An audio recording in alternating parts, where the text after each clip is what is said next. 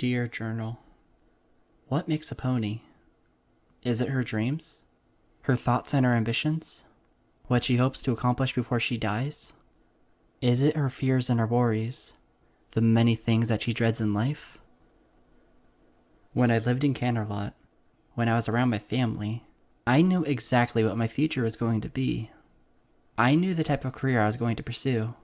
I knew the kind of stallion I was going to marry. I even knew the type of foals I wished to have. If someone had asked me then, what makes a pony, I would have answered with, the sum of all my talents. That was an easy thing to believe while I had a home. When I arrived in Ponyville, when I was thrown through the frigid veil of endless night, it was as though a trial by fire had robbed me, had burned me of all the things that I had long taken for granted. I don't think any pony can be prepared for becoming homeless, for what it means to be worth the sum of all one's talents, and not a single one of them granting her food, bed, or a hug to safely surrender to. No amount of years of musical composition or philosophy could have prepared me for the nights I spent searching for food in the streets, or a place to sleep in the shells of abandoned buildings. There were times when I could have given in to dread. A sane pony would have had no choice but to give in. But, as I soon realized, no pony could be any more prepared for becoming so blessed as I would be blessed. If it's the home that makes a pony, then I'm built out of the grit of those far stronger and more generous than I. There are many souls in Ponyville who will never get to hear the songs I make for them. But that's hardly the tragedy I once believed it to be, for the building blocks of my chorus already exist in their hearts and throats. I know this, for they've been so gracious as to share such foundations with me. My shivers stopped as soon as I heard her. It had to have been her. I knew no other pony who took that dirt path between my house and her farm. Under the roar of a summer's rainy downpour, I heard her scuffling hooves against the wooden stoop of my cabin's patio. I looked up from where I sat with a pen and paper, finishing the final touches to a written composition of Threnody of Night. Before me, the flames of the brick-laid fireplace had dwindled to a dim glow. I was so engrossed in work that the invisible winds of cold were barely bothering me. The rain continued to pound against the wooden rooftop shingles, and still I heard her lingering just outside. I was more curious than concerned. Adjusting the sleeves of my hoodie, I stood up, trotted across the cabin, and swiftly opened the front door. Applejack jumped and spun to face the entrance, gasping. I wasn't used to seeing her startled, much less soaking wet. The poor mare stood on my porch, drenched from head to tail. Blonde bangs framed a freckled face beset with shivers as she blushed a red shade of embarrassment. "Greetings," I said with a placid smile, keeping the door ajar with glittering magic. "Kind of a lousy day for a walk, isn't it?" "Oh, pardon me," Applejack muttered and fidgeted. The road was a thick curtain of veritable waterfalls beyond her. The dirt path snaking past the cabin had long morphed into a dark brown river of mud, and the bright light of the afternoon refracted a ghostly gray sheen across the forest stretching beyond. Shucks. This looks really bad, I reckon." She chuckled sheepishly. I spotted a basket bundled with soaked towels beneath her, as if she was using the last vestiges of her own dry flesh to keep the package from being soiled any further. "I only meant to take a breather from this dag-blame flood. I swear, Pegasus don't give us as much solid warnings like they used to." I shrugged. It came as a surprise to me as well. Normally, I'm always out and about. Today, though, I just happened to be indoors, working on something. I smiled pleasantly. "Speaking of indoors, you look as though you need a change of scenery." "Oh, ma'am, think nothing of it." Applejack shook her head and pointed out at the offending monsoon. "I'm sure it'll clear up, eventually. Don't you fret none. I'll be out of your mane soon. It was never my intention to impose. Now, what kind of a pony would I be to leave a soul like you drowning out here in the rain?" I trotted backwards a few steps and motioned towards the inside of my cabin. "March inside. I've got a fireplace in here. Let's get you warmed up." Applejack bit her lip.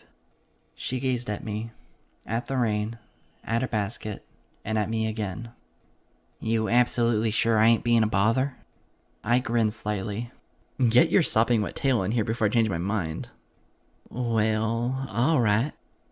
She shuddered before humbly shuffling into the cabin, with the basket in tow. Whew. You know, I don't rightly remember this place, which is odd, considering I walk this path so often. Didn't there used to be an abandoned barn round these here parts? There could have been, I said with a smile, closing the door behind her so that we were both sealed off from the chilling moisture outside. I'm rather new to town, relatively speaking. Well, howdy do and welcome to the neighborhood, Applejack said. I slid a bucket towards her. Taking a hint, she placed her hat down on the floor and began bringing her long blonde threads over the metal container. I swear, though, this cabin must have sprouted up overnight. Not exactly, I said. I marched over towards the fireplace and levitated 3 fresh logs out of a metal stand to the side. But I don't blame you for not noticing it. I dropped the new planks of wood at the base of the chimney and stoked the flame. Soon a brilliant glow was once again spreading through the cabin, this time heating up more than just myself.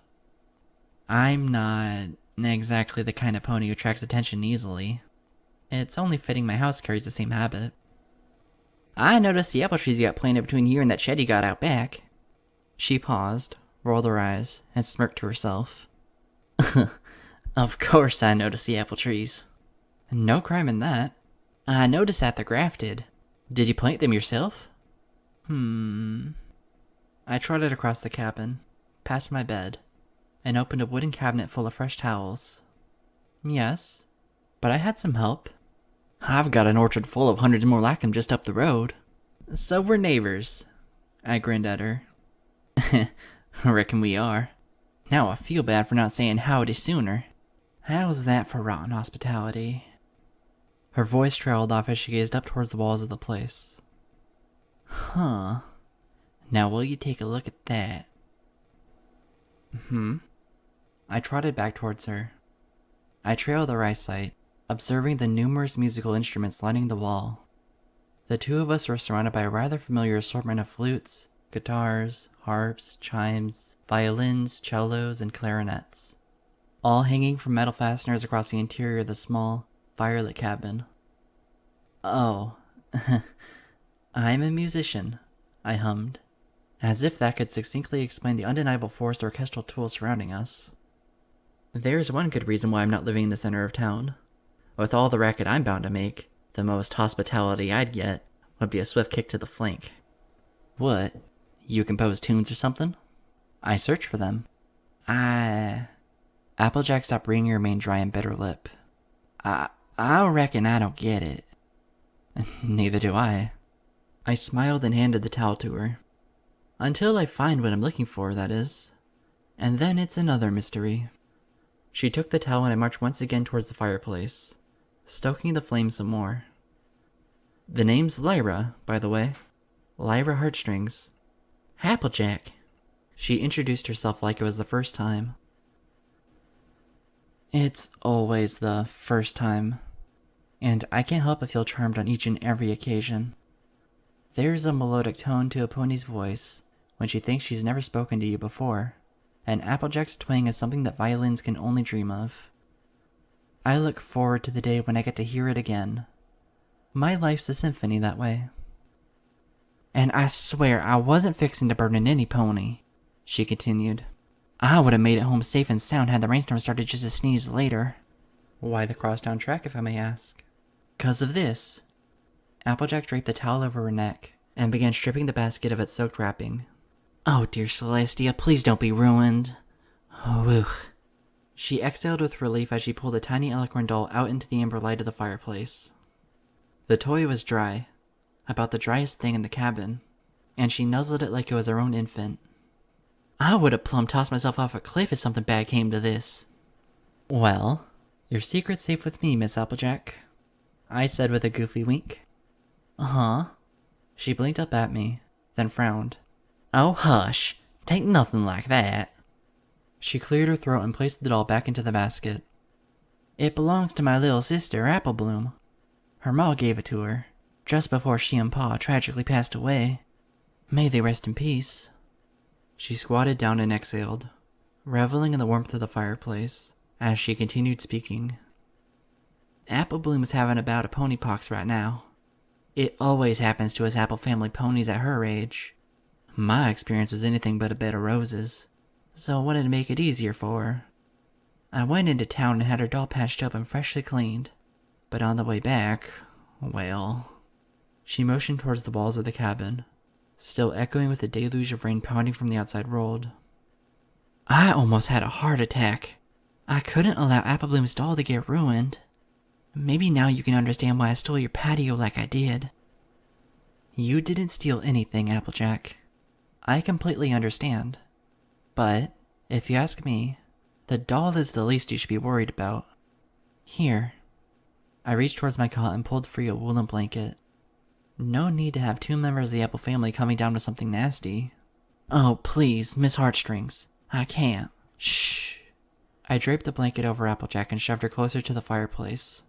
You can. Just relax. You've been through a rain-soaked nightmare.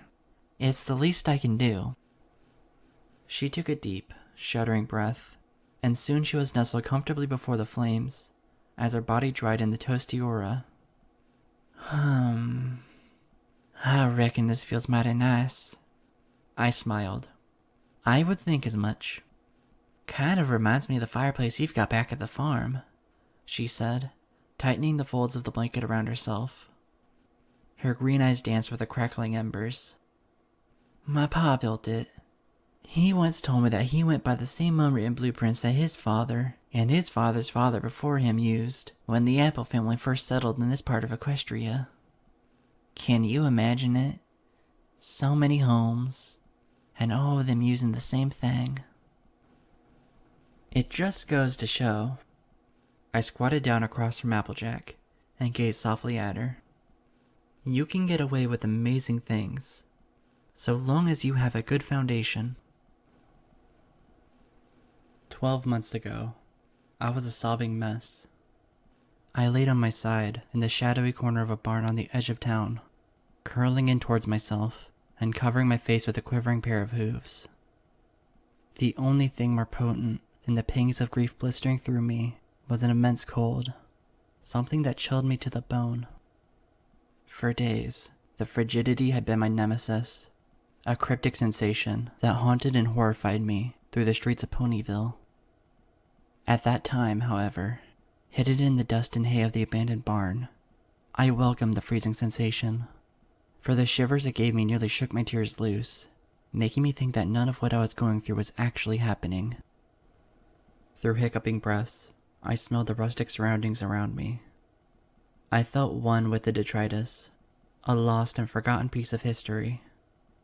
My saddlebag full of meager belongings had been tossed in the corner upon my stumbling arrival, and in the sparse beams of sunlight needling through the barn's porous ceiling beams, I could barely tell the difference between my lyre and the rain of bits of farm junk surrounding it. Another sob, another shiver. I heard my voice squeaking free from my chapped lips, and it sounded like a perfect stranger. Oh, if only I could forget myself as well. I thought, my life would have been a great deal more manageable if I could no longer remember the sensation still hounding me, of a raving pony wreaking havoc across town, of Twilight Sparkle's face looking through me as though I were invisible, and of the great height that had stretched beneath me as I stood on the town hall building's rooftop and teetered on the brink. I whimpered and buried my face in my hooves. I felt like a little fool.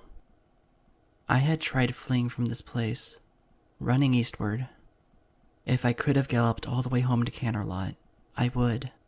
But no less than half a mile from the edge of Ponyville, a horrible wall of cold assaulted me, to the point that I started losing the feeling on my limbs.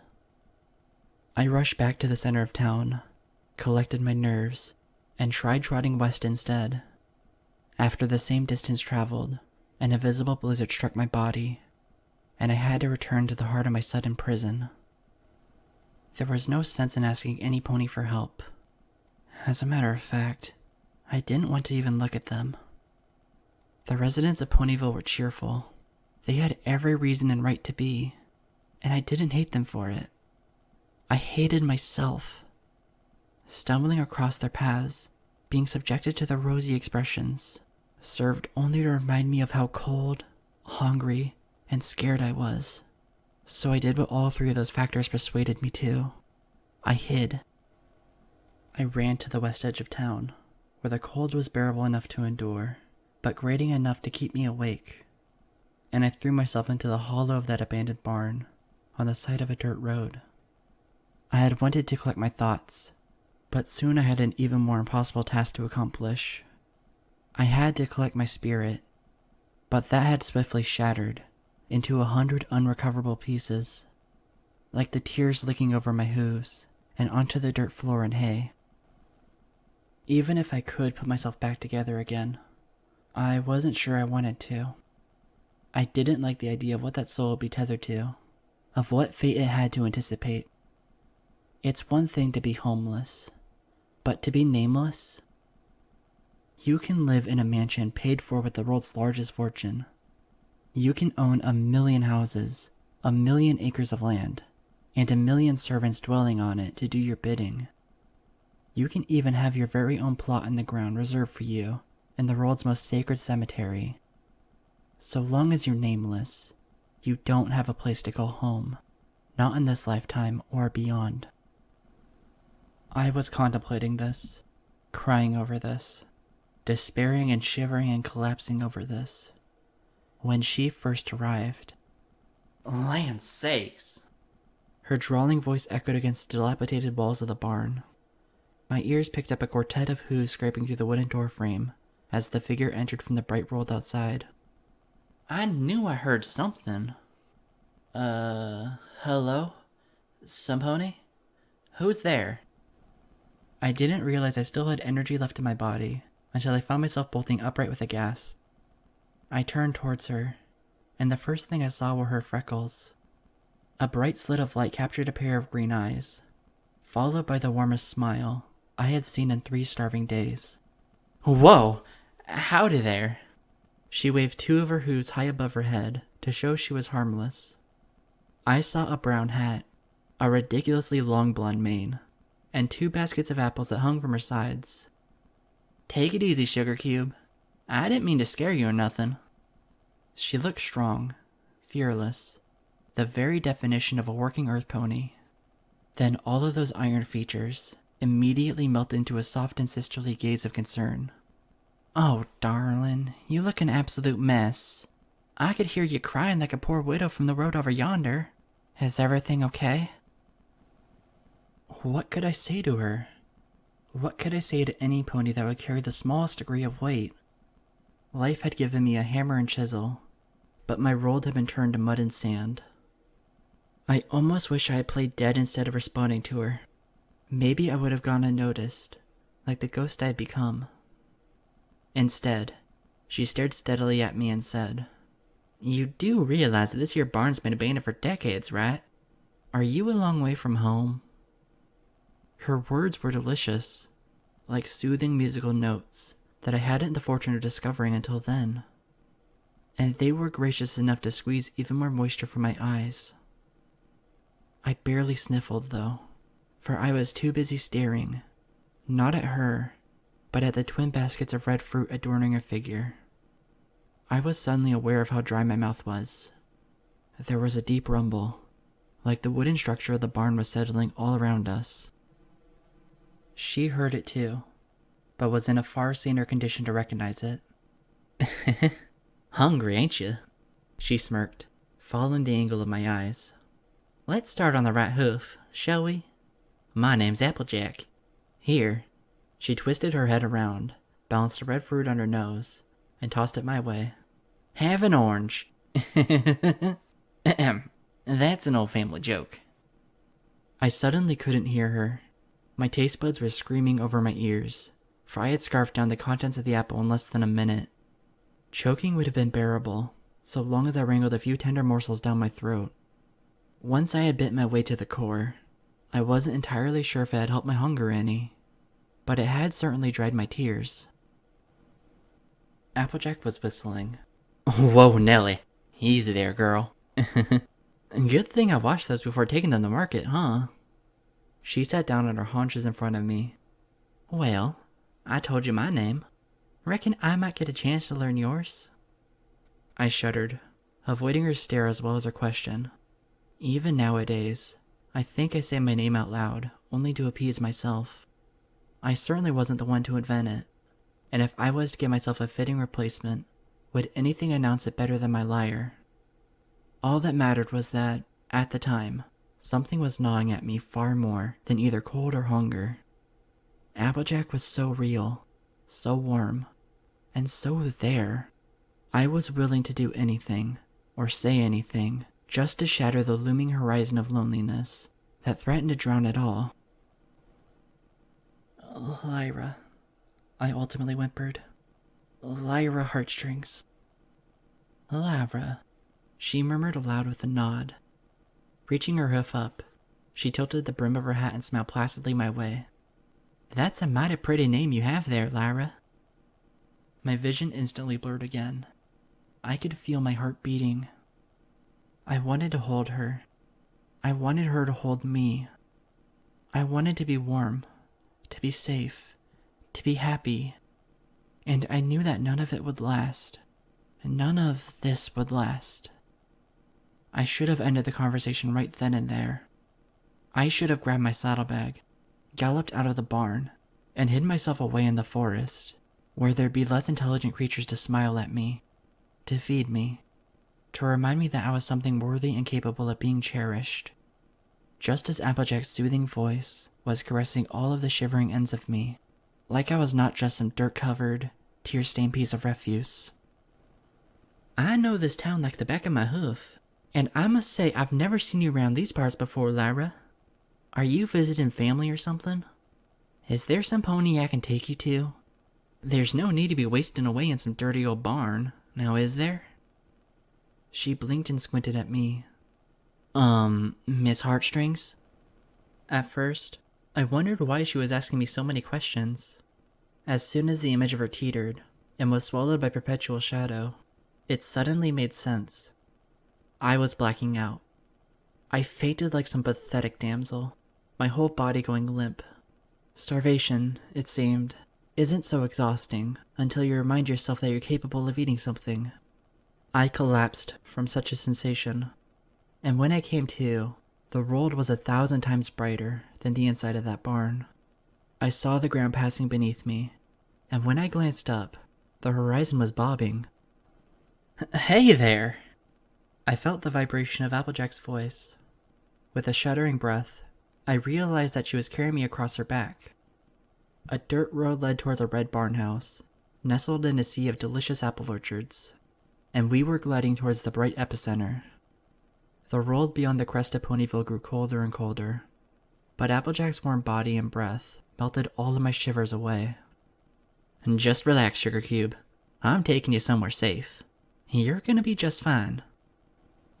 This... I fought for an even breath, draped across her spine. Days of running, panicked, across the lengths of Ponyville brought an ache to my limbs that I was just then discovering. This is where you live? You betcha. Sweet Apple Acres, home of the finest bounty red fruit in all of Equestria. We passed wooden fences and apple carts. I could hear distant livestock and smell bales of hay. But my family and I can give you the grand tour later. You look as though you've got a mighty nasty fever, Lyra. Let's get you warmed up. I immediately gasped. You remember my name? Why, of course, darling. Just 'cause the Apple family's simple farming folk don't make us simple-minded.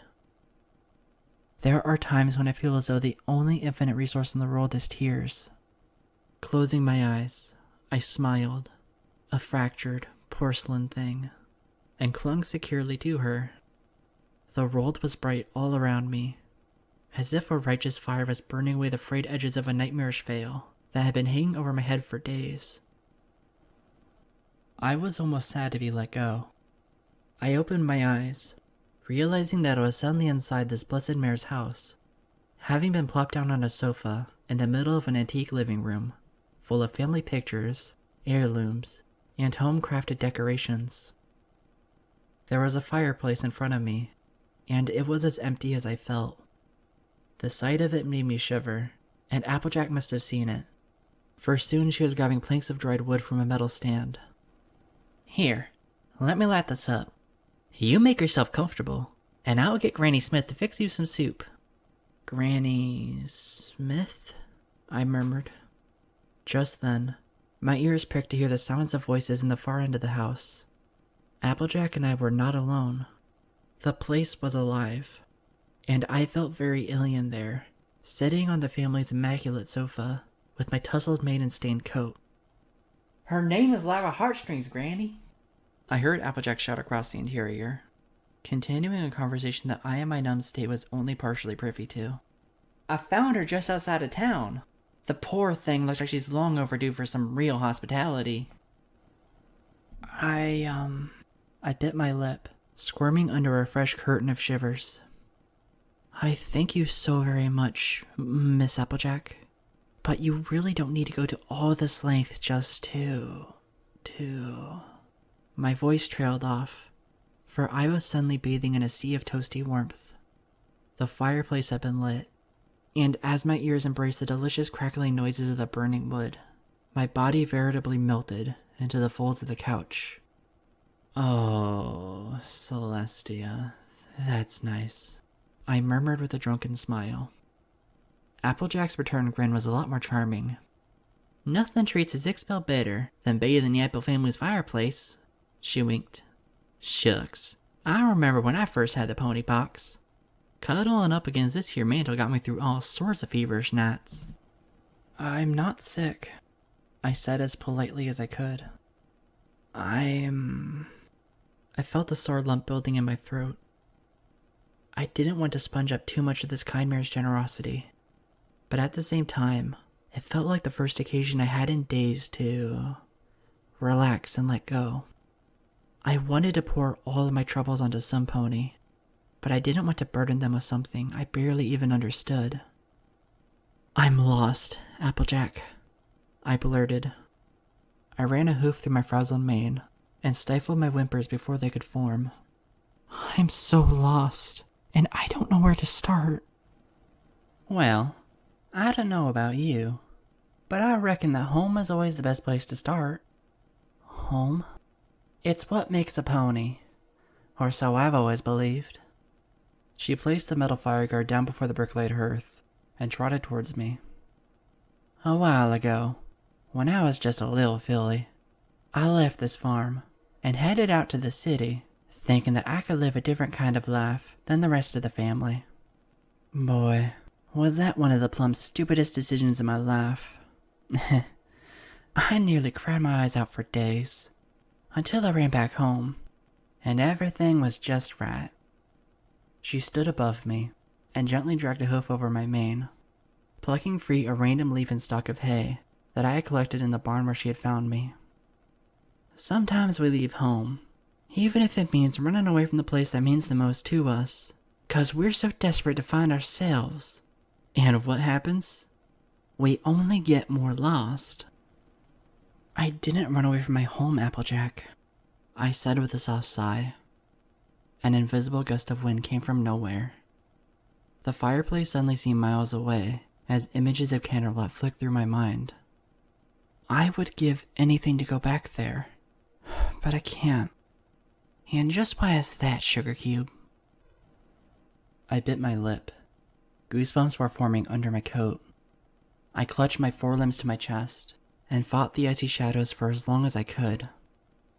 Applejack had been so kind to me. The last thing she needed was an emaciated guest, collapsing in the center of her living room. Never in my life had I anticipated becoming what I was then. A vagabond, a bum, a unicorn with no purpose or title. All my life, I had seen riffraff gathered in the far shadier streets of Canterlot, and I had always regarded them with both pity and curiosity. Now I was sitting in their place, carrying the same disgusting scent, and even those impoverished souls had more hope than I did. Even if I could make my way back home, would I be able to stake claim to that which was once attached to me? Would my parents be able to help me any? Mom. Dad. Nothing, I murmured, my lips quivering. There is nothing for me to go back to. I huddled into the deeper contours of the sofa. For a moment, I wished that it was a coffin instead. Well, right now, we have a place for you here, Sugar Cube, Applejack said. Her selflessness was only outshone by the bright smile on her face as she swiftly trotted towards a closet, opened it up, and rummaged through rows of hanging jackets inside. And I've got something else for you. It's just the thing for them feverish shivers of yours. After a modicum of effort, she emerged with the stone-gray article hanging from her mouth. She dropped it by my side. Here you go. A little something I used to wear when I was a bit younger, for working around the orchards in autumn and all. Of course, I rarely use it these days, on account that I've grown myself a second skin. I looked at her, then at her gift. After a squinting study, I realized it was a long-sleeve sweater jacket. Without a second thought, I encased the item in glowing telekinesis and all but flung it over my forward half. Finally, with only a little fuss, I slid my hooves all the way through and sat comfortably with the hoodie encasing my shivering limbs. Soon, the goosebumps shrank away, as if the jacket was somehow absorbing the heat wafting towards me from the fireplace. Looking back, I think it was the gesture itself that did the trick. Applejack was willing to give a little piece of herself, and it was like being engulfed non-stop in her hug. I couldn't help but smile, for I remembered what it felt like to be in the company of a pony who was more than a stranger. I was more than ready to call this polite and thoughtful mare a friend. Thank you, really, Applejack, I said, curling against the sofa shoulder rest and basking in the glow of the hearth. For everything. I wish I could repay you. My home is your home. She merely shrugged. Relax, rest up, and get better. Later on, we can see about helping you find your place. You reckon? I let loose the tiniest of giggles. Sure, I reckon. I smiled, letting the gray sleeves of the hoodie dangle toastly over the ends of my front hooves. When I was young, I used to envy Twilight Sparkle, wishing that I too had an older sibling to look after me while my parents were away. I wondered if this is what it felt like. Though, I don't know if any place in the world has a fireplace as good as this one. It's a good fireplace, Applejack said with a nod. My pa built it. Always make sure you lay down a good foundation, he'd say. The rest takes time, but it works without a hitch, so long as the foundation is solid. She gazed briefly into the fire. She looked a lot older suddenly, though she carried it with far greater strength than the frail melancholy that I see in most ponies' faces. I reckon I've held much weight in them words of his. My pa was the foundation of my life. I was floating dizzily in a cloud of warmth, but still I was able to understand the gravity of my new friend's words. I'm sure you've done him proud. I can only make him prouder. Her green eyes twinkled briefly as she smiled, then trotted past me. I'll see how Granny's doing with the soup. I'll be back in a jiffy. Yeah, okay, I said, adjusting where I sat on the sofa. Sparks danced against the fire guard before me. I stared into the flame, allowing the thoughts of my recent circumstances to melt away. I pulled the hood of the sweat jacket over my horn and exhaled deeply, as if giving up a somber part of myself that had controlled my frightened limbs for so many nocturnal hours of despair. It was the first chance I had to sit and think deeply in days. As a result, something dark and mysterious rose to the surface of my mind. Something that had danced around the miserable waves I had so fitfully navigated up until that point. The more I meditated on it, the more my ears twitched, for I realized that I was unearthing a melody from the deepest part of my psyche, an undying tune that had been born in the recesses of my mind and remained unsung since the very moment I woke fitfully in a dark alley, a scared and freezing victim of endless night. So engrossed was I in these ponderings, I barely noticed a yellow shape trotting up to my peripheral vision, then gasping. I glanced over. There was a little foal looking up at me with wide amber eyes. A red bow swayed in her crimson mane, for she was shivering. Was I not the only one who was cold? No, that wasn't it. She was afraid of me. Why, hello there, I said in as gentle and harmless a voice as I could muster. I smiled at her and leaned over slightly. You must be Applejack's sister. The girl backtrotted from me, her eyes as wide as saucers. Her jaw dropped as a pale sheen danced across her irises, like moonlight rippling over pond water. AJ? Shh, it's okay. I smirked. I'm guessing your sis neglected to mention that you had company. What is it, Applebloom? A familiar orange shape strolled back into the chamber, then immediately froze. My heart jolted, for Applejack was suddenly shouting, Applebloom, get over here, now! Panting, the little foal scampered over to her sister. I watched, blinking and confused, as Applebloom hid behind the mare. Applejack stood protectively in front of her, while glaring down at me on the sofa. All of the sweetness and hospitality was gone, shattered to bits beneath an accusing frown as hard as diamonds. Just who in the hay are you? What are you doing in our house? What? I gasped. My heart was beating hard, as if it would tear a hole in the hoodie at any moment. But I thought that... Is that my jacket you're wearing? Applejack exclaimed, her emerald eyes squinting harshly. I could hear Applebloom's whimpering voice as she cowered and hid her face. Behind both sisters, an old green-coated mare strolled up from the other room, curious about the violent commotion. Have you been rummaging through our stuff? Applejack continued, almost sneering. Spit it out! Applejack, You know my name?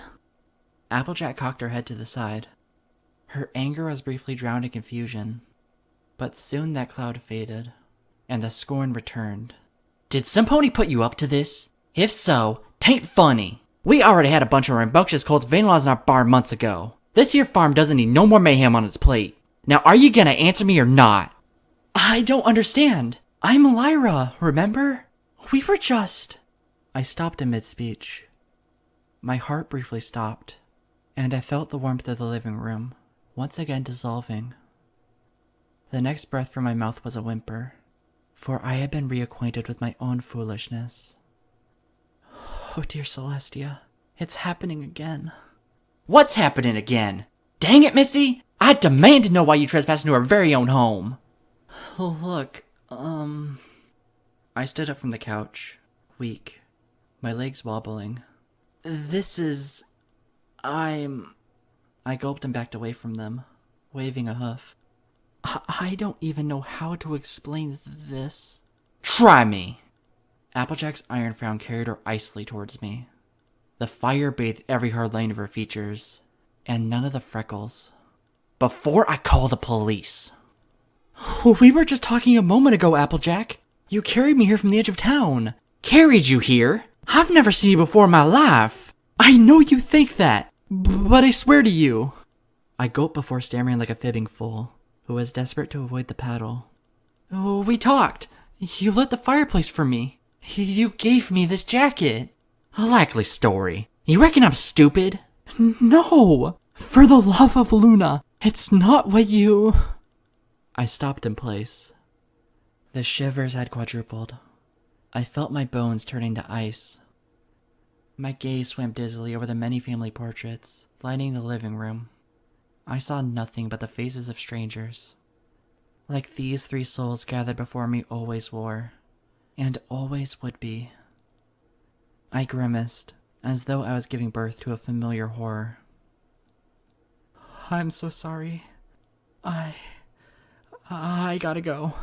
Oh, no you don't. I spun and galloped desperately towards the far end of the house. I'm sorry. Applejack! The old mare's voice started. She's getting away. Oh, no she ain't. Mackie! Their shouting voices dwindled as I shot around a corner and bolted for the front door. Instead, I bumped into something large and red. Oomph! I fell down on my haunches, railing sickly. Looking up, I gasped. A tall stallion towered above me, his crimson coat rippling with a sea of iron muscles. On any other occasion, he would have been a delectable sight for a mare like me to behold. At the moment, however, he was as menacing as a leering minotaur. "Big Macintosh!" I heard the elder mare's voice calling over the bounding steps of Applejack from the chamber behind me. "Grab her before she gets away!" I gritted my teeth, flashing a look left and right. I saw a bathroom within a leap's distance. Just as the red brute lunged at me, I bounded out of his reach and bolted towards the door frame. The doorknob was already glowing from my telekinesis by the time I flung myself inside and magically slammed the thing shut. The house was rumbling from all the bodies thundering after my hooves. I slipped on a rug, nearly fell, and scampered back on all fours in time to lock the door and press my weight up against it. The door pounded once, twice. I shrieked and pressed myself desperately against it, trembling, my starved body and glittering magic acting as a frail bulwark against the entire family's righteous anger. Oh, Celestia, please. I started to weep, my tears gathering at the collar of the gray hoodie that had been donated to me by a ghost. The door pounded a third time and I nearly fell back, struggling to keep my hooves firm against the slippery tile. "Open this door," I heard Applejack say. "I swear we ain't gonna hurt you, girl, but Karn sarn it, you got some explaining to do." I heard the muttering of the other family members just outside. "Don't you know that the Ponyville police can put you in jail for invading some pony's home? Please, just leave me alone," I sobbed, on the edge of hyperventilating. I murmured into the wood surface of the door. "The police will do nothing. Believe me. No pony can do anything for me. Oh, blessed Luna." I hiccuped and slid down against the door, grasping my head and shaking. The tune was louder this time, as if it was wanting to burst out my skull and bathe the walls of the bathroom with what was left of my soul. "I just want some pony to help me, like you almost did. Is that so hard to ask for?" There was no response from the other side. I sat there, sniffling, hugging my lower limbs, and trembling for what had to have been 1 minute, 2 minutes, 3. I blinked, dried my eyes with a stone gray sleeve, and glanced up. Hello? I remarked, nervously. Again, there was no reply. "Miss Applejack? Applebloom?" I gulped. "Mackie?" Silence. Pensively, I stood up. I stared at the doorknob for ages, before finally summoning the strength to unlock it with my telekinesis. Pushing the glowing door open, I peered my head out into the hallway. There was no pony to be seen. I calmed my panting breaths long enough to sneak down the hallway. The floorboards creaked beneath me. With a wince, I inched my way, until I reached the edge of the living room, where the entire debacle had started. I gazed quietly around the corner. Applejack stood before the hearth, her flanks to me. Seems like an awful waste of wood in the middle of summer. She lowered her hat and scratched her blonde mane, while gazing into the crackling fireplace. Just whose idea was this? Applebloom? Well, it wasn't me, sis. The little yellow foal trotted past her. Besides, I'm not allowed to put logs in without yours or Big Mac's permission. Ain't that what you're always telling me? As much as I fancy you being all obedient like, there are times when I wonder... Hey, what's that supposed to mean? Don't get in such a hissy fit over it, girls. The elder mare sat her green wrinkly self down in a rocking chair and smiled, basking in the warmth from the fireplace. After all, this is just what the old doctor ordered for my bones. Oh, Applebloom, be a dear and go grab Granny's quilt. There's a good little filly. Sure thing, Granny Smith. I reckon I better go help Big Mac with the chores, Applejack muttered as she shuffled towards the back door to the house. Heavens to Betsy! She smiled and shook her head as she walked into the brightening sunset. Just where does all the time go? I must be getting old. Oh, shut your trap, you stinking baby, Granny Smith spat. Applebloom managed as she dragged a quilt over to her grandmother. In the background, Applejack rolled her green eyes and was gone. Biting my lip, I stepped back away from this scene. I stood breathless in the hallway, alone with my shivers. I glanced briefly at my reflection in a circular mirror hanging across the wall. An unkempt, dirt-stained, sad unicorn gazed back. Raising a hoof up, I played with the hood dangling behind my neck. It was then that I realized the extent to which I could afford friendship in this life. My stomach gurgled again. I glanced longingly at the house's exit, but it stretched away magically before my vision, as did the guilt over what I was about to do next. In a blur, I galloped into the family's kitchen. I flung open the first cupboard I could find. I discovered 2 loaves of bread, and immediately flung them into the front pouch of my hoodie. There were many other things inside that kitchen, expensive and luscious trinkets that could have sold for many bits around downtown Ponyville, but I didn't bother touching a single one of them.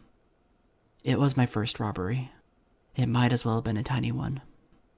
I prayed to Celestia that it would be my last, and ran out of the farmhouse in a desperate flight to reunite with my liar, as if it was the only thing that could tell me what home was anymore. When Applejack trotted around the bend in the road the next morning, I could instantly see her. It had only been a day since my little experience at her farm, and I hadn't slept a wink. My body was kept up by shivers. My stomach was full of stolen bread. Through a combination of guilt and loneliness, I didn't hide in the corner of the barn like I should have. I stood at the edge of it, in open view of the orange mare, as she strolled down the dirt path.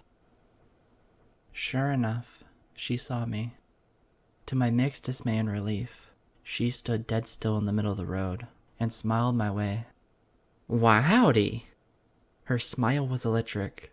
She could have been the sunrise itself, for all I could tell. "Fancy meeting a pony out here this early in the day." She shifted the weight of 2 apple baskets on her sides. "Hankerin' for some breakfast? Normally it's 1 bit per apple, but seeing as I'm feeling mighty chipper this morning, how'd you like a twofer?" Her freckles were a welcome sight, distant shadows of a loving sister I knew I would never have again. The longer I stared, the more the sight of her face gave way to the memory of wooden kitchen cabinets being flung open and pilfered. I wrenched my gaze away from her, refusing to so much as look at the delicious apples that she was willing to sell me. Thanks, but no thanks, ma'am. I am just waiting for some pony." "Oh yeah? Anyone I know? I've got quite the little circle of friends around town." I bit my lip, leaning awkwardly against the wooden doorframe of the barn. You wouldn't know her." I sighed and ran a hoof through my mane, trying desperately to not look like the pathetic, homeless vagabond I so obviously was in front of her. "But maybe, just maybe you'll get to know her someday." I tried to smile. It would have been easier to sprout Pegasus wings and fly. "You okay, Sugar Cube? 'Tain't none of my business, but you're looking rather glum." Applejack adjusted her hat and flashed me a sympathetic glance. Warm like a fireplace. "It's a beautiful morning. No sense aiming your horn at the ground. You should try looking up at the sky for a change." I felt the edges of my lips finally curving upwards, something I couldn't manage on my own. I breathed a little more easily, my shivers dissipating somewhat. I spoke before I knew what words were coming out of my mouth. I wondered how much I'd have to be rambling before I produced a truth that was applicable enough to a given situation. "I was just wondering about this barn." "Yeah? What about it? Who does it belong to?" I glanced up at the shoddy, wooden structure where I had spent the last 2 fitful nights. Somewhere inside, my lyre and saddlebag were lying like the accursed treasures of a splintery sarcophagus. "Does any pony own it?" Applejack snickered and trotted over to stand beside me. "The better question is, would any pony want to?" She heartlessly kicked at part of the doorframe, causing a vertical plank to fall ineffectually into the dirt between us. "From as far as I recollect, this here barn's been around far longer than I have. My ma and pa never talked about it. Odds are, it belonged to Filthy Rich's family before they went into the retail business. But that would have been ages ago. Nah, from what I gather, this here land's plumb for the taking, though I doubt any pony's gonna want it. She glanced at the solid line of trees that bordered the dirt patch on the other side of the old structure.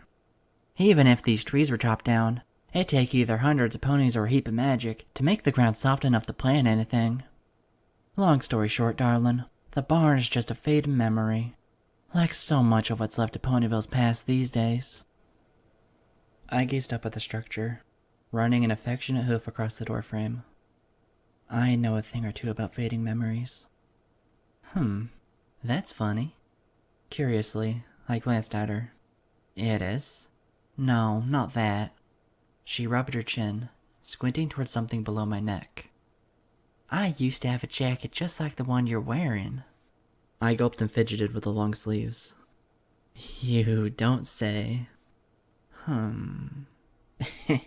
But it's been ages since I wore the thing.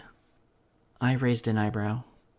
I'm guessing from working the cold weather for so long, you've grown a second skin? Applejack's eyes twitched in thought. Well, that's a nifty way of putting it. I took a deep breath, then cleared my throat as I gazed at the fragile links of the barn. Tell me, what's a good way to earn some money around town? Money? Bits, yeah. I nodded and looked at her. You know of any Ponyvillian hiring for... I bit my lip and navigated the impossibility of the thought just as I was producing it. For freelance stuff? If you want to learn a thing or two about job openings, just go and take a gander at the bulletin board at Main Street. Though I doubt you're gonna find anything aside from full-time offerings. I gulped and stared down at the dirt. Right, figures. Though I'm sure there's plenty of freelance and stuff for a musician to do, she said pleasantly. I looked up at her, blinking. Musician? Well, shucks, girl. She pointed at my cutie mark with a chuckle. You didn't get that because you like to lick stamps, now did you? My special talent? I uttered in a numb voice, as if a sheet of ice was clearing from over my head. Right. I looked towards the distant pocket of hay inside the barn, where my lyre was hidden. I glanced back at Applejack, and pointed at her cutie mark. I see your special talent is selling oranges.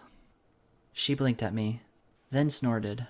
Her hat nearly fell off as she let out a loud guffaw. I joined with my giggles, for suddenly the day was feeling warmer. When Applejack trotted around the bend in the road, she paused to stare at the wooden barn. It was obviously the same wooden barn she had trotted past every morning on her way to town, only now there was a green tent pitched next to it. What in tarnation? She squinted curiously. Her ears tickled with a gentle melody wafting through the branches, bordering either side of the dirt path. Is the circus moving into town? Try a traveling minstrel. Applejack looked my way. Huh? She jolted as 4 bits flew towards her, and landed on the brim of her hat. I was standing in the doorframe of the barn, leaning against the dilapidated entrance while strumming my lyre. Is that enough for 2 of those delicious apples, ma'am? Applejack glanced at the baskets in question hanging from her side. She lowered her hat and retrieved the bits. Well, to be honest, missy, that's enough for 4 of them. I gave her a practice smirk, something that I was getting better at after so many weeks spent performing in town. Alright then, 4. They look absolutely scrumptious, and it so happens I have the bits to spare. Is that so? Applejack spoke while picking 4 of her best fruit from the baskets and bagging them. I'm guessing you're a mayor on vacation. More or less. Though I must say that this town's looking brighter and brighter with each passing day. I'm thinking of staying a while longer. I strummed the lyre and motioned towards her. You look rather fit, if I may say so, ma'am. Tell me, do you work on a farm? As a matter of fact, I do. She smirked at me and held the bag of apples out in one hoof. And if you're truly fixing on hanging around here, then you're bound to get to know me and my family. We've been harvesting apples here for a long time. A long time, huh? I gently took the bag from her in glowing telekinesis, and laid it beside the tent next to the barn. Then perhaps you could answer something for me. Shoot. This barn, it looks abandoned. Is that true? Well, Pretty much, yeah. Does that go for the land as well? As far as I know. I smiled knowingly. So, I'm guessing the structure's standing here for no reason. What are you getting at? Applejack glanced at me sideways. Thinking of doing some demolition? Well, it depends. I strummed on the lyre and kicked my rear hoof playfully against the wooden side of the building. Would you happen to have some experience in the matter? Ha! Sorry, Missy, but you're asking the wrong pony. Oh? I'd love to give you some advice, but truth is I'm not all about barn tearing, as I am about barn raising. She fanned herself in the morning sunlight, before planting the hat back atop her blonde mane. As a matter of fact, I've watched my pa build many a thing in his days. May he rest in peace. Her nostrils flared as she murmured, He could build log cabins in his sleep if he wanted to. I raised an eyebrow. Log cabins? Lickety-split. They used to call them the house plan around these parts. But, yeah. She trotted back into the dirt road. I'd better be off to market. Still, though, if you want to see about tearing barns down, you'd best be asking ponies around town. Ponies like who? When Applejack trotted around the bend in the road, she froze upon hearing a roaring voice. Splinters of wood flew through the air, followed by a blur of bright colors darting in and out of view. A rainbow dash? She squinted awkwardly in the morning air. Slowly, she lurched towards the side of the road, shocked to see an old barn being torn to shreds, plank by plank, by a familiar blue Pegasus, who was sailing her agile body violently through the wooden structure. Whoa there, girl! She ducked as a wave of wooden bits splattered over her head. Watch where you're diving! Seriously, is there a war I don't know about? Here. A helmet floated magically towards her. You might need this, I said with a smile, from where I stood beside my tent and supplies. She gets a little crazy from time to time, but it makes for a fun show. I reckon it does. Applejack removed her hat and slapped the helmet on awkwardly in its place. Any chance some pony might help this make a lick of sense? What's so hard to understand? There's a barn here now, but soon it won't be. Isn't that right, Miss Rainbow Dash, was it? The goggled Pegasus was busy smashing a wide gaping hole in the middle of the barn. She yanked a support beam loose with her bare teeth, and prepared to kick a chunk out of the ceiling loose with her rear hooves. Ah! Yoo-hoo! I shouted, cupping my muzzle with a pair of front hooves. Earth to Rainbow Dash! What? Rainbow Dash looked down at me. Slowly, the berserker sneer across her face melted. She greeted each wave of confusion with a series of blinks. Wait, what? Who are you again? Lyra. Lyra who? Lyra Heartstrings. I leaned forward, glowing my horn through the hole in my helmet, like it was a symbol of trust. Remember? I'm the pony paying you 50 bits to tear this barn to the ground. Hold up! Rainbow Dash levitated above the two of us, her ruby eyes bright. You mean to tell me that I get to break stuff and get paid for it? Absolutely, I grinned. Wicked sweet! She coiled up in midair and sprung like a missile towards the remaining structure. Eat it, barn! There was a resounding explosion. Applejack and I flinched under a shower of splinters. Well, I see you're new in town.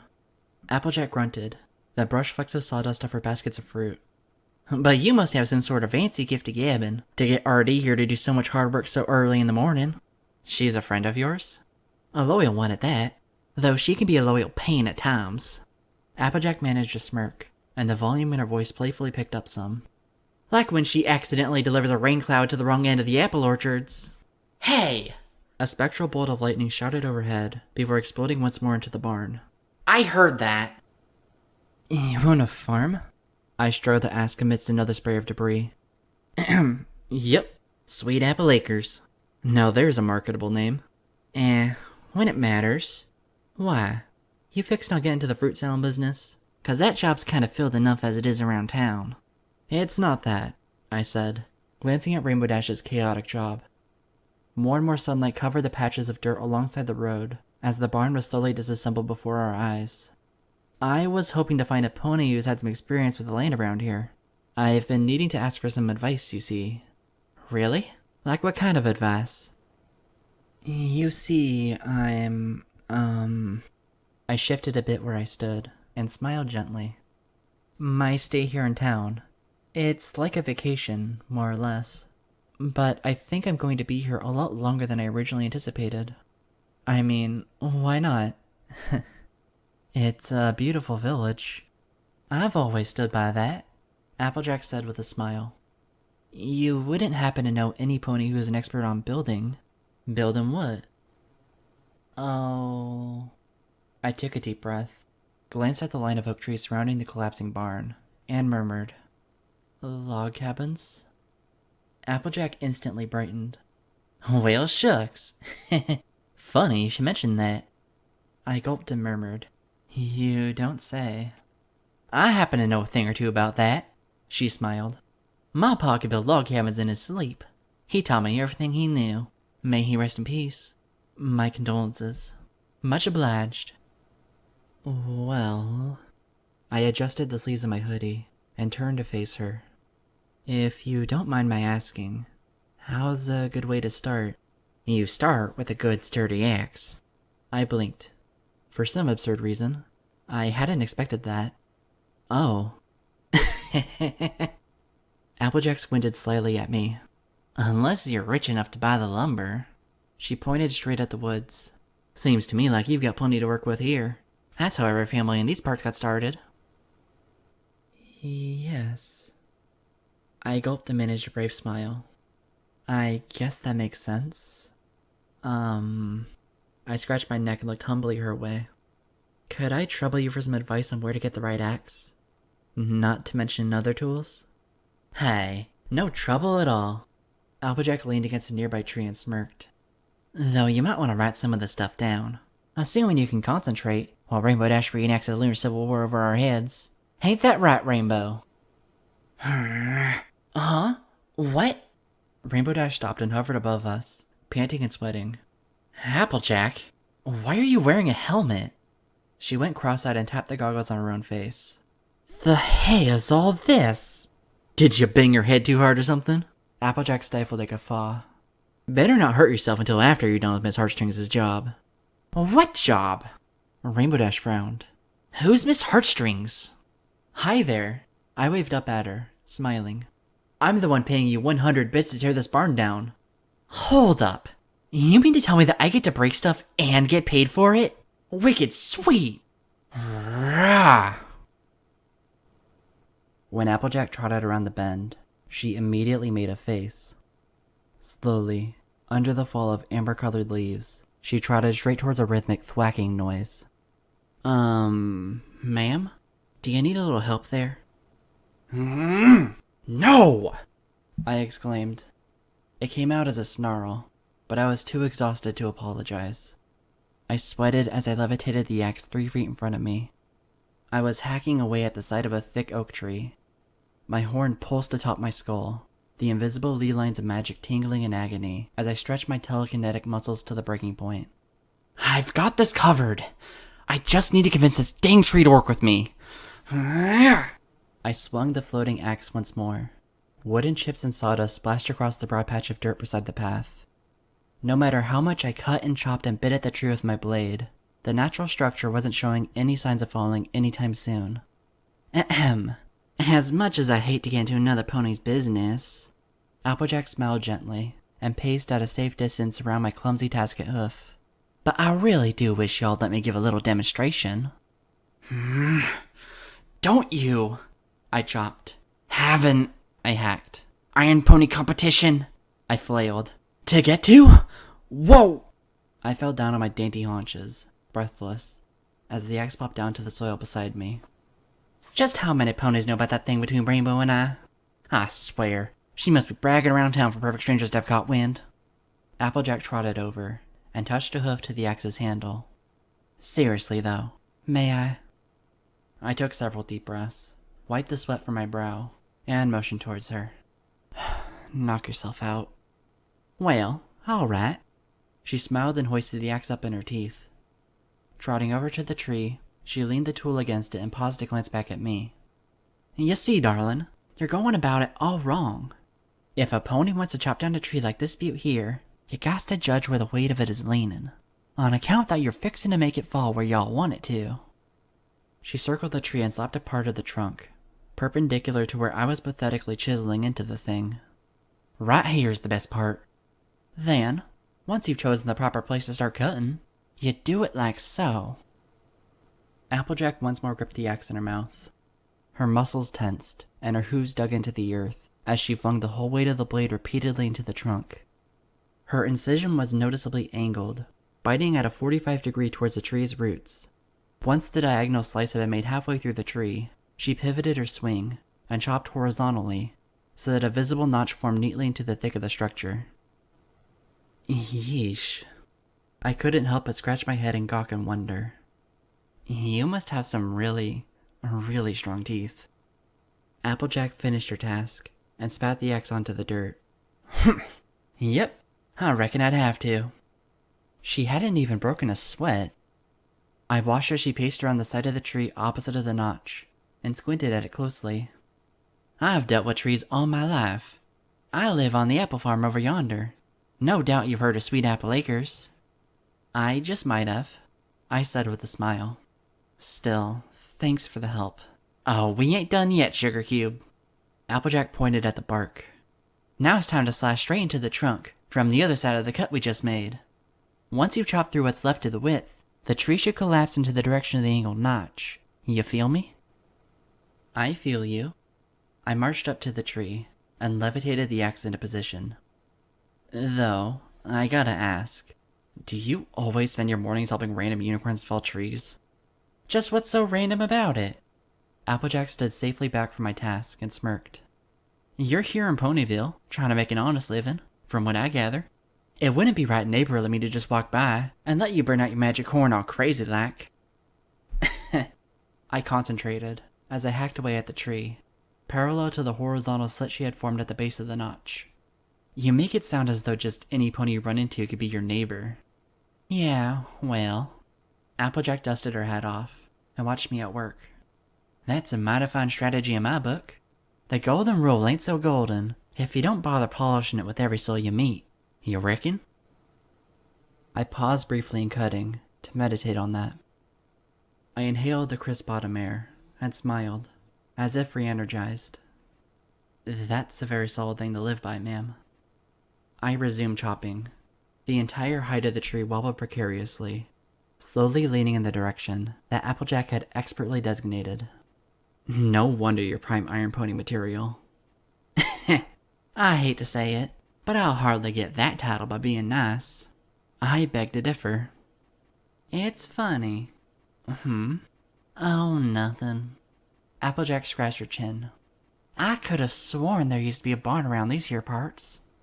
I'm sure it did what all useless things do, I murmured while giving a few last, final thwacks. It disappeared. The tree snapped and started to lean away from us. Hey! There we go! I backed up, grinning wide. Ahem. Now is where you shout timber, missy. Oh, I took a deep breath and opened my mouth wide. Just then, the ground rolled with thunder. Loose leaves fluttered all around us, from the tree's heavy collapse with the earth. I blinked and blushed slightly. Timber? I looked back at the giggling mare and smiled. I don't suppose I can just carve this thing hollow and live in it, huh?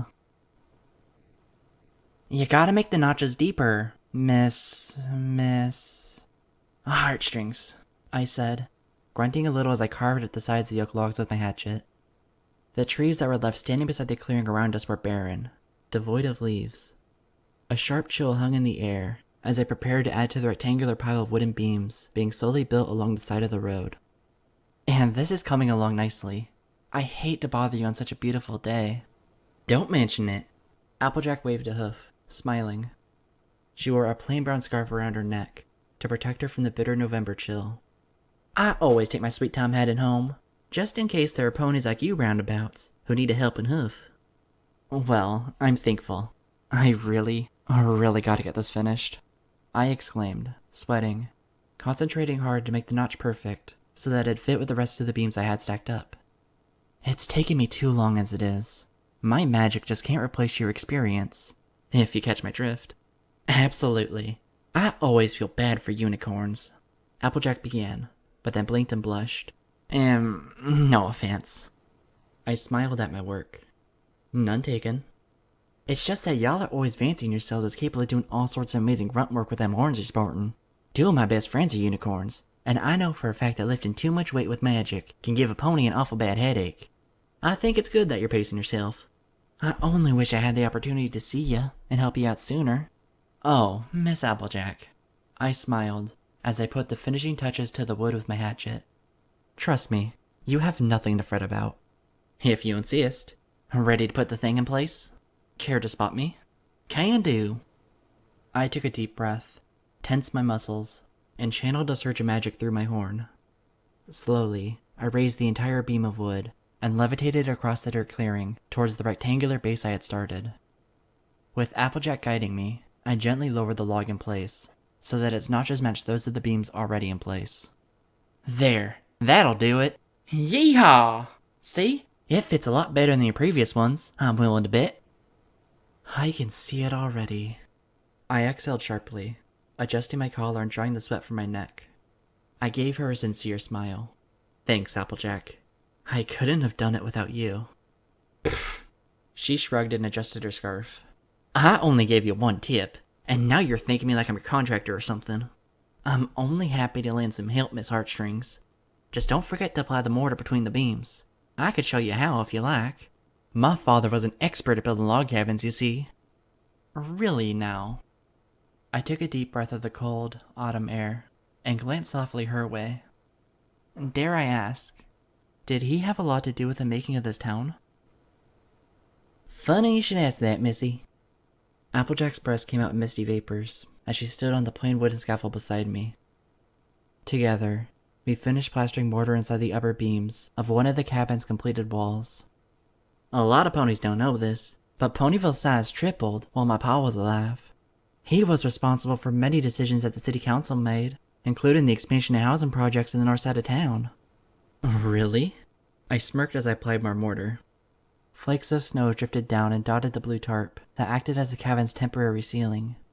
So it wasn't all about apples, apples, apples? Hey, t'ain't nothing wrong about apples, apples, apples. She briefly frowned, while I let forth a foolish giggle. With a tranquil smile, she gazed off into the wintry lengths of the forest and said, My pa believed in looking after oneself, but his conscience extended well beyond that.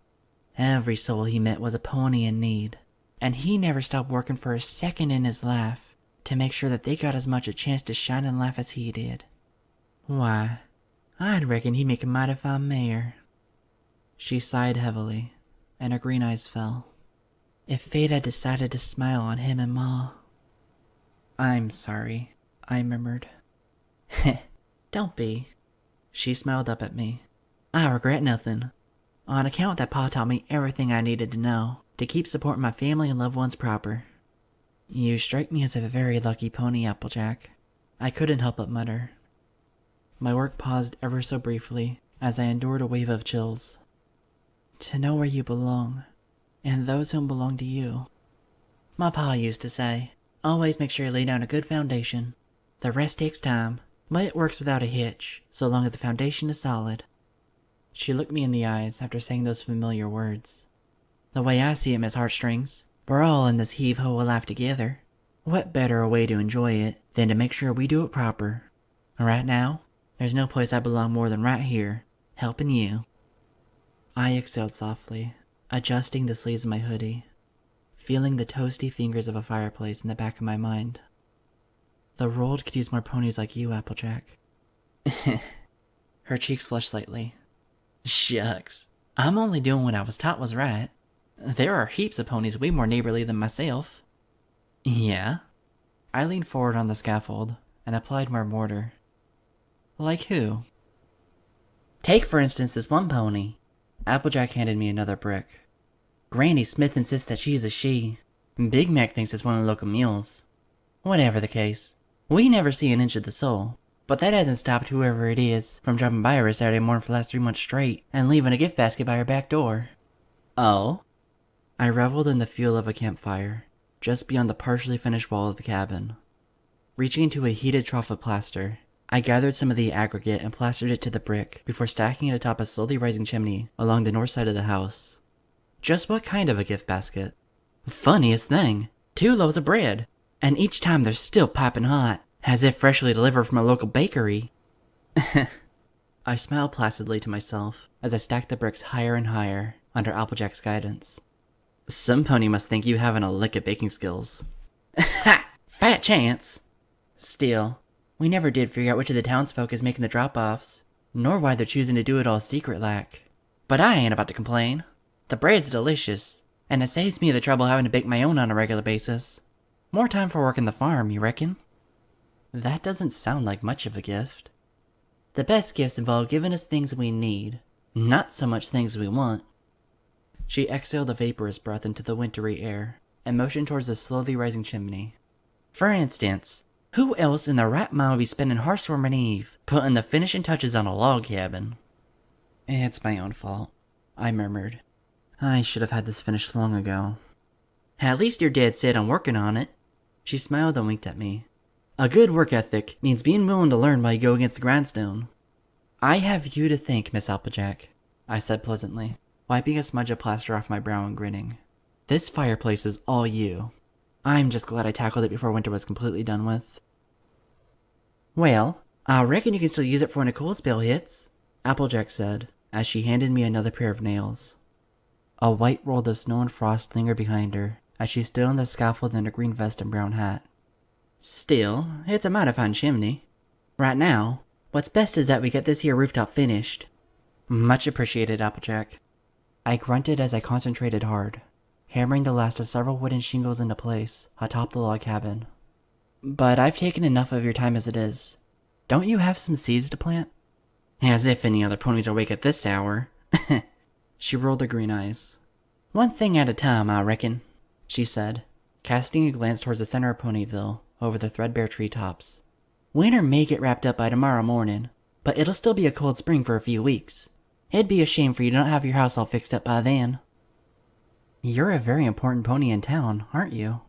I smiled and hammered more of the shingles into place. I imagine all the farm owners owe you big time each spring for clearing the fields of snow. I'm pretty good at barking orders, if that's what you're implying. Applejack smirked with a glint of pride.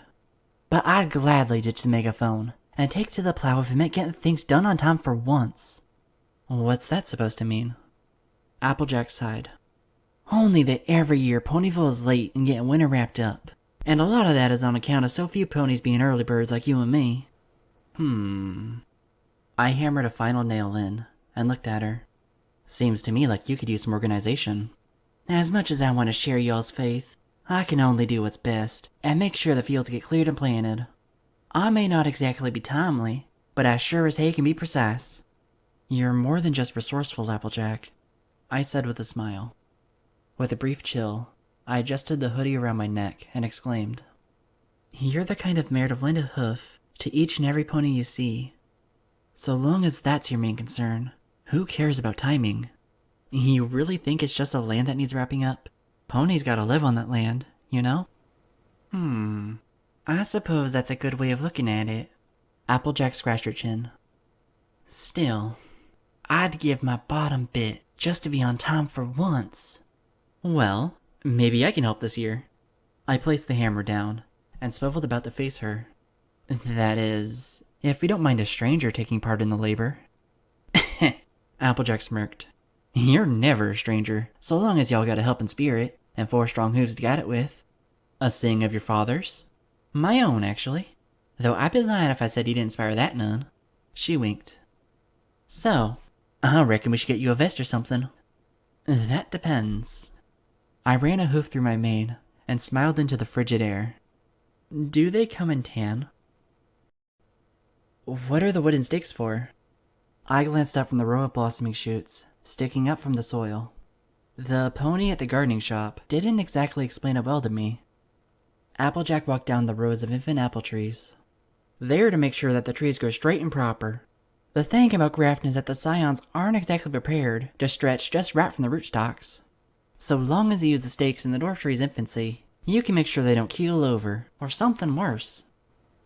I chuckled. A flock of birds sang musically overhead, flying low over spreading leaves of green that surrounded the sunlit clearing in which my new cabin resided. You must know apple trees like the back of your hoof. I only wish they knew themselves half as much. Life would be a lot easier if the trees would just plant themselves. Then where would all the fun be? That's what I try to tell my brother, Big Mac, all the time. She walked with me around the green yard of freshly planted grass. One spring, he talked us into trying our hooves at growing pears. I still have nightmares about the next summer after, she muttered, with a slight shiver. We've since agreed that I'm the entrepreneur of the family, not him. I'm guessing he'd make a better mascot, I said with a wink. Ugh. She rolled her eyes. Y'all can ask half the mayors in town, and I reckon they'd wholeheartedly agree. There aren't enough sticks in the road to fend them off at times, I swear to Celestia. Say, and speaking of summer, I glanced up at the front of my cabin. Could you give me some advice on adding a wooden outcropping to the front? What, like a porch or something? Yeah, I said with a nod. This town is a lot prettier than where I moved from, and I wouldn't mind spending some afternoons sitting out here. I shrugged. And, well, you never know when it might decide to rain. Applejack looked up from the fireplace. Her body huddled securely under the woolen blanket as she gave me a squinting glance. I'm mighty curious, though. Her voice was a gentle murmur, barely heard under the roar of the rainstorm, pounding in on the cabin walls surrounding us. What's a musician like you doing out here on the edge of town? Most artists hang out in center Ponyville. Seems like an awful shame for some pony as kind as you to be dwelling someplace all lonesome like. Believe me. I breathed easily, sharing the heat from the crackling flame with her. I'm not half as lonely as you think I am. You get plenty of visitors? Oh, on occasion. I smiled. One friend in particular makes a habit of dropping by on a regular basis. Oh yeah? What's her name? I bet I know her. I took a deep breath, my face melting into something cold and melancholic. No. Unfortunately, you wouldn't. Well, it's good to know you're not entirely alone. After all, you've got yourself a cozy little cabin here. She smiled as she gazed once more into the soft red hue of the fire. Must be awful peaceful. Yes, very. Mind if I ask just what you do for a living? What do I do for a living? I repeated, gazing up at the rows of musical instruments, haloing us along the walls.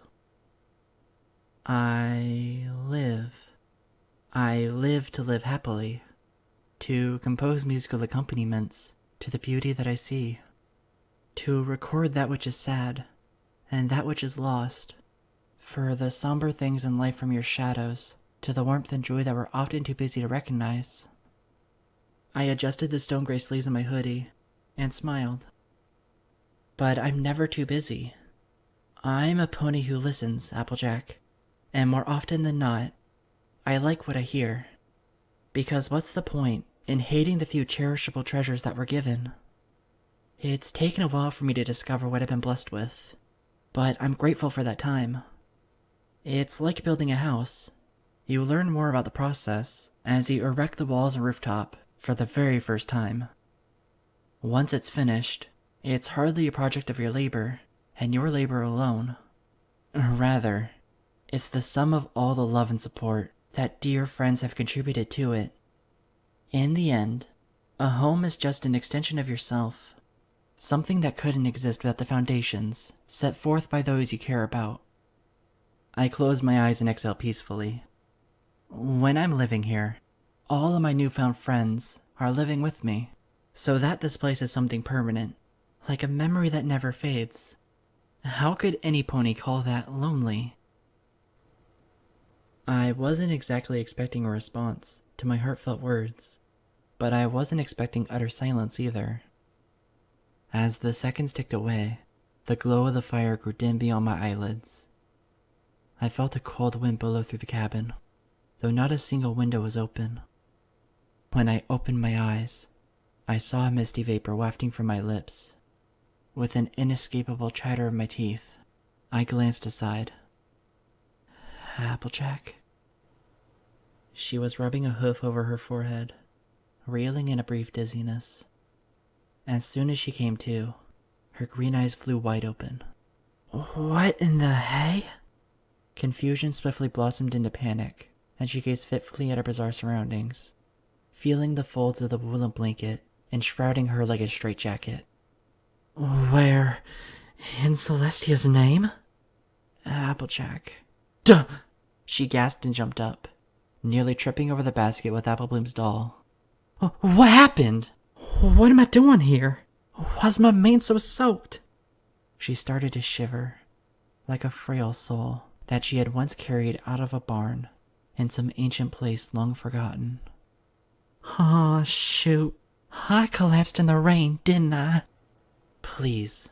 I stood up and raised 2 hooves. Just calm down. I'm so sorry to be a burden, ma'am. This is just so... She bit her lip and ran a hoof through her wet bangs, quivering all over. I had never seen Applejack look this weak or frightened before.